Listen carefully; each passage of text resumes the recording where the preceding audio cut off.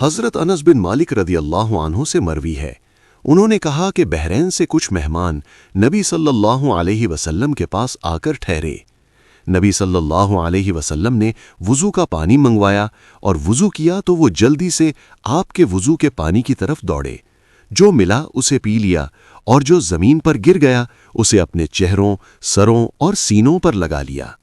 نبی صلی اللہ علیہ وسلم نے ان سے کہا، تمہیں کس بات نے اس کام پر ابھارا؟ انہوں نے کہا، آپ کی محبت نے۔ شاید اللہ تعالی ہم سے محبت کرنے لگے۔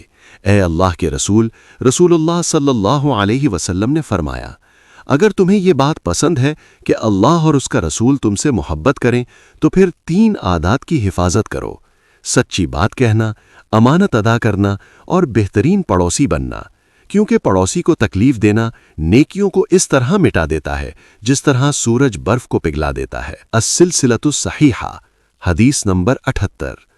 حضرت ابو ہریرہ رضی اللہ عنہ سے مرفوعاً مروی ہے کہ میری امت میں 4 کام جاہلیت سے تعلق رکھتے ہیں، لوگ انہیں کبھی بھی نہیں چھوڑیں گے: نوحہ کرنا، حسب نسب میں تان کرنا، چھوت سمجھنا کہ ایک اونٹ کو خارش ہوئی تو اس نے 100 اونٹوں کو خارش زدہ کر دیا، بھلا پہلے اونٹ کو کس نے خارش میں مبتلا کیا، اور ستارہ پرستی کہ ہم پر فلاں فلاں ستارے کی گردش کی وجہ سے بارش ہوئی۔